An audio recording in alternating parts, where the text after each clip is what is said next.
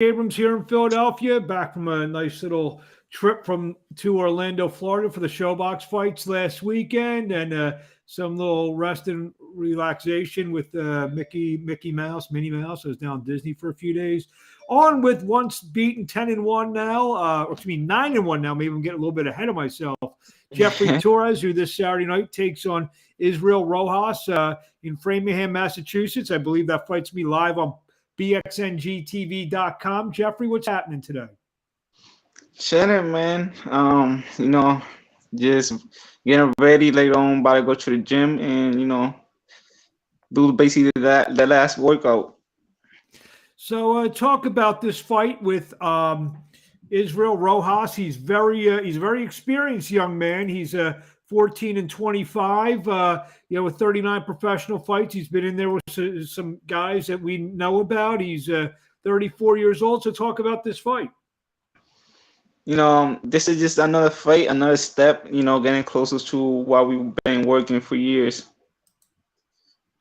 So he's a real veteran guy. Is this one of those fights you expect to gain a lot of experience in?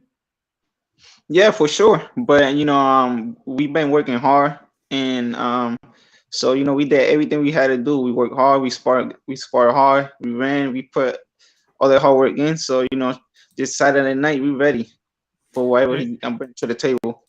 You're coming off a second-round knockout over Rosique Cristobal back in November in New Jersey. Now, like you said, you maybe stepped up a little. I won't say stepped up in class, but fighting a guy like we said, very veteran guy.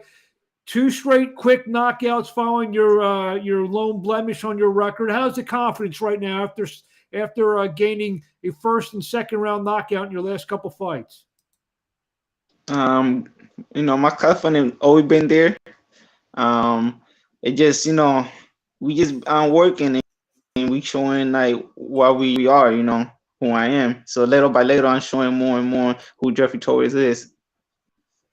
You feel with another maybe win or two, you're going to be ready for some of those bigger, more high profile, TV type of appearances? Yeah, for sure. We ready. And, we're not running for nobody. Looks like we got some Jeffrey Torres fans watching us. Benny Rosario says, how do you pronounce the nickname? El Bendecido? El Bendecido. Bendecido. See, I can't even read. So basically the blessed one. There he is. So can I just call you the blessed one then? Yeah, sure. So we got Benny Rosario saying, let's go. Must be a fan, relative, friend, possibly. We got Maria Torres, ain't relation? Yeah, that's my mom right there. And, Benny's my brother. There you go. What's that like? You're getting great support from your family, and they're strictly behind you 100%. How does that make you feel? I mean, I feel great, having the support is like, it means a lot to me. So, I feel great just having them supporting me and stuff since the beginning. So it's very good. You got Adani Sierra saying El Bendecido was born ready.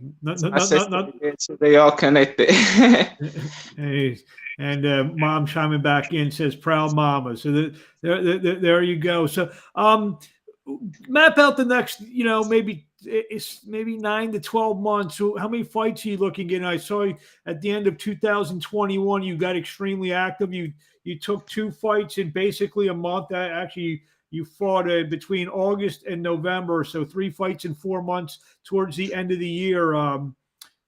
Talk about that, just staying active. We just trying to stay the most active that we can, and trying to just work to the top. So we're not trying to waste no more time. Talk about, is there anyone out there? I said Saturday be your 11th fight. Is there anyone out there that you want to fight, that you feel that, I know you probably watched some of the other prospects in and around the 10 to maybe 15 fight range. Anyone out there that catches your eye that maybe you want to fight, or are you just taking it, whoever they put in front of you, you're going to just take it one shot at a time? I mean, I just take it in one shot at a time. You know, whoever they put in front of me, that's who we got to get ready for, and and just work for that and come up with a W. You got, good managers behind you, DKO management, promoter John Anderson, and TKO Fight Night, promote KO Fight Night. Oh, dude, smack me. KO Fight Night Promotions. You got a lot of good support. We mentioned the family support, and also now the professional support behind you. Definitely for sure, and it mean a lot. Having them on my team, manage me and stuff. They've been great, and I appreciate them a lot, and I'm thankful for that. Unfortunately, I don't know Spanish. So what's Mary saying here? Mary Reyes, El está ready para todos. So basically, me, I'm ready for everything for everybody. You know what I should do? I should just have you on more often and have all your family speaking in Spanish. You can translate, and I can learn Spanish that way. Uh, fighting back up in Massachusetts, where I mean, where are you at now? You're in New Haven, correct? Yeah, New Haven, correct. I know you spent some time in Reading, PA, in Philadelphia as well. Yeah, I spent some time over there, but I was like when I was like back in like a little kid basically, and then like since then I went back to PR, and then when I came back from PR when I was like 13, I came straight to New Haven, and I stayed in New Haven since that. Where did you start boxing? I started back in Puerto Rico. Now, what was that like compared to what you've been experiencing in New Haven? Can you repeat that again? What was that like? In the Puerto Rican scene, the Puerto Rican gyms compared to what you see here now in New Haven, Connecticut.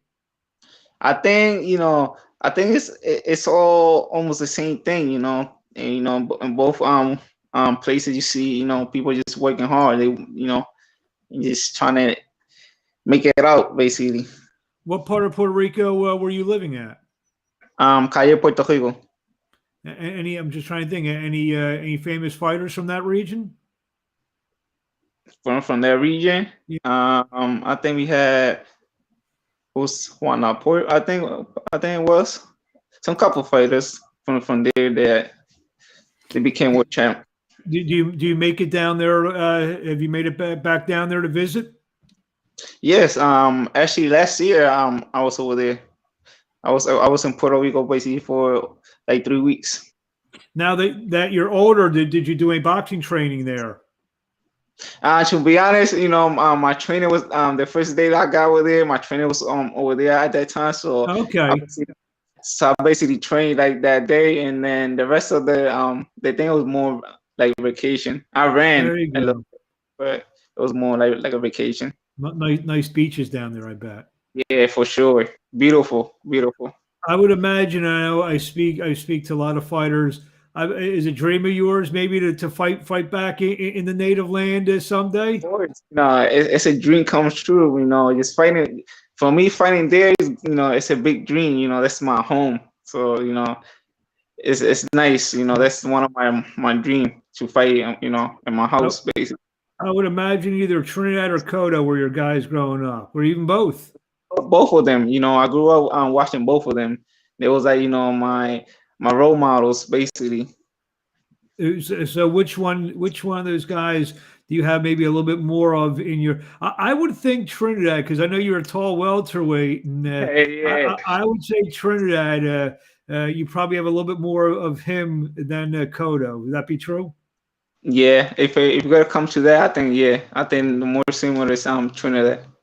I mean, I mean, I'm not trying to compare you, obviously, but he was about 5'11", 6 foot, a welterweight, for a lot of his years. It was that the reason why, or you kind of gravitate towards him.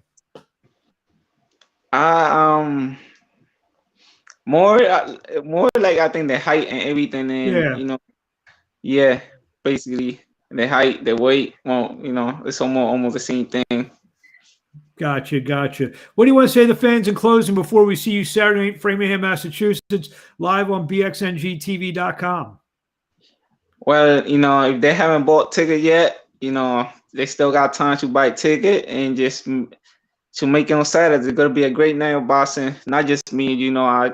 We got another guy from the gym for this parita, upcoming prospect.